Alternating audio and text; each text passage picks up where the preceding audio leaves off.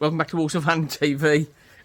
We're catching up on the Ben Boycott interview. Yes. What were your initial thoughts, Stephen, when you heard it? We listened to it on the way to the Notts County game. I thought personally it was just a statement to say, look, Matt Sadler may be going through a tough time right now, but we are 100% going to support him and make sure that we make the right decision for the club and for the fans. I think for me, it was sort of like the gist of it, really.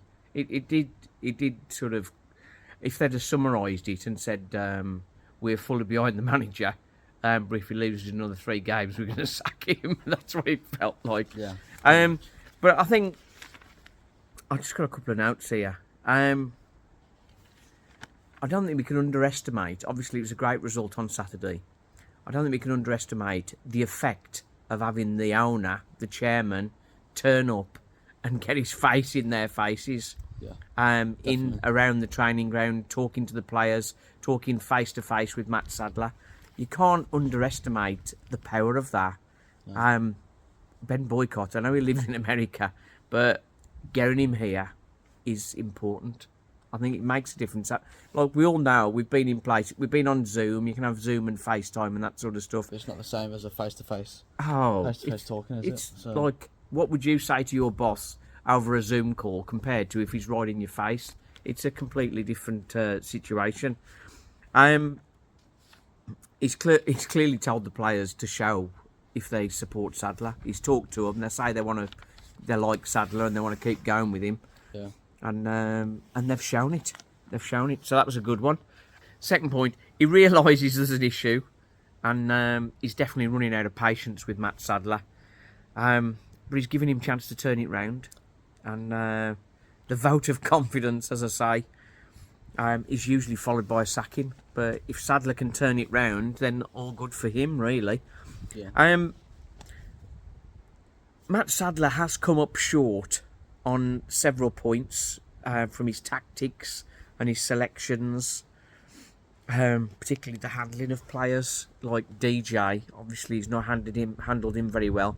Ram as well, and even Joe Folks and Aramidi Auti. He was looking excellent coming off the bench, and then he just didn't play him, and then ultimately he gets an injury. But I mean, he's a quality player that we've just not used. Definitely. And Ram and Folks, they need game time. Two young players coming through which need time and game time to get to their potential. So you can use them to the best of their abilities. I think Ram is very close to the first team. Yeah. If he feels Folks isn't, then he's going to put him out on loan. But saying that at the same time, if you think he's looking at Joe Folks saying that he's not first team ready. Well, why is he not bought? Doesn't make any sense. He could have put him Joe on Folks loan. Is more first team ready than Ronan. He's had 2 seasons playing non-league That's it, at Kidderminster.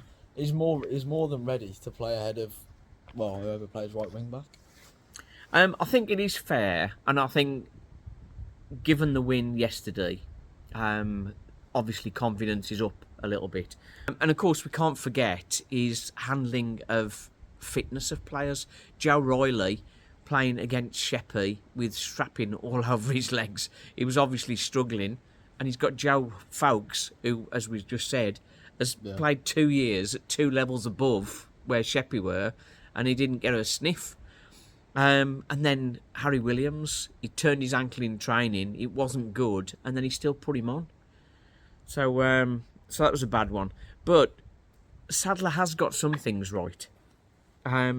His decision to put McEntee into midfield, even though he's clearly a very good centre-half. But the way that McEntee gets forward is amazing. McEntee is all over the pitch. He's all over the pitch. Every blade of grass. And his 2 goals yesterday, as Stephen said, he has scored another 3 as well, so that's 5. He's a goal-scoring midfielder, and it's Matt Sadler that's converted him. Moving on to the Notts County game, his decision to switch back to 3-5-2 seemed a bit strange at the time, but Tommy Knowles, playing right wing back, Jody Jones of Notts County, is a massive player for them. 2 or 3 goals, 9 assists, absolute excellent player and a real big player for them. And Tommy Knowles stopped him playing. And so we've got to give him a lot of credit for that. Okay, further details that Ben Boycott talked about was additional funds in January are coming, and we're certainly going to need them if we're going to sort of step up the table. One player that is likely to be leaving us in January is Freddie Draper. The Lincoln fans seem to think the request to bring him back has already been placed. So Walsall are going to need to bring in a striker. Ross Teeney, we're not sure about him. He may get to stay the season with us, which would be good if he does. Yeah. Jamil Matt, it's clearly not working for him. Obviously, he's a player with a great reputation and a great history. But right now, he's not the answer for Walsall. And I think he would know that himself. DJ, if he's still here next year, which we hope he is, he's not going to play the Draper role. But if we are going back to 3-5-2, he's going to need somebody with a physical presence, an active physical presence around him, alongside him. Yeah. So that means somebody will do lots of the running for him, as well as being physical there. So we're definitely going to be looking for a new striker, at least one. Probably a right wing back as well, because I think Joe Riley is really not doing it for us. Joe Riley, with his injury, and he's not really sort of got back to full fitness since his foot troubles from last season. So we definitely need a right wing back. Tommy Knowles is filling in there for the minute, but a dedicated right wing back is what we're going to need if we're going to sort of push up the table. And also to replace Chris Hussey, a left-sided centre-back. That's another player we need. Who else do you think we need? That's going to be an interesting one, because we seem to have a lot of midfielders, but sort of options up front, really, I think. It was clear that Ben Boycott was talking, it's a long-term building of the club. Yeah. That's what he's talking about. And that One is block, good. One block at a time.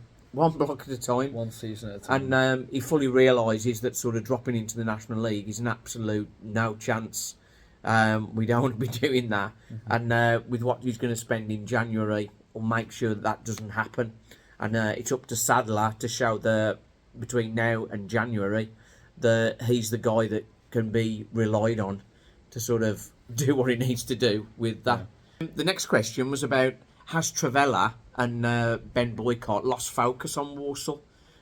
He's clearly engaged with the team and watching the matches and that.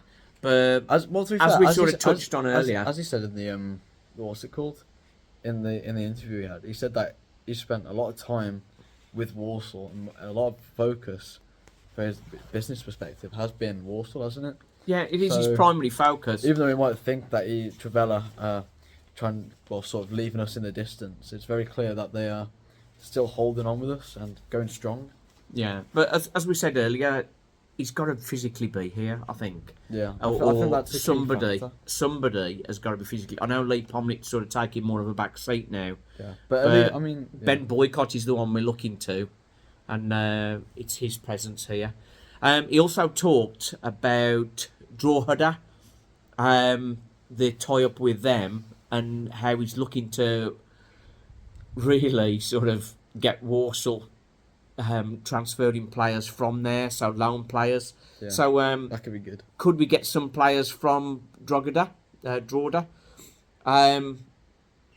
Thomas, he could be going the other way, perhaps get some game time. Yeah, that'd be good for him. He's a bit young yet, but I think it'd be doing good.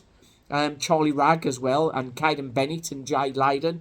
All of those could be moving to Ireland to sort of boost their experience and that sort of thing. And the one that was almost definitely going to go there, and a player we've not heard much about recently, is Marvellous Marv, owner by Borwick Hanlon. He has been at Chasetown on loan, and they extended it, but he is back. But we've not heard what's happening with him yet. So maybe he could be also heading there. Yeah. Right then, Walsall Fan TV, I will be back tomorrow with Take 3, the third match preview of Alfreton Walsall, but the replay. Right then, thanks for watching, Walsall Fan TV. Cheers.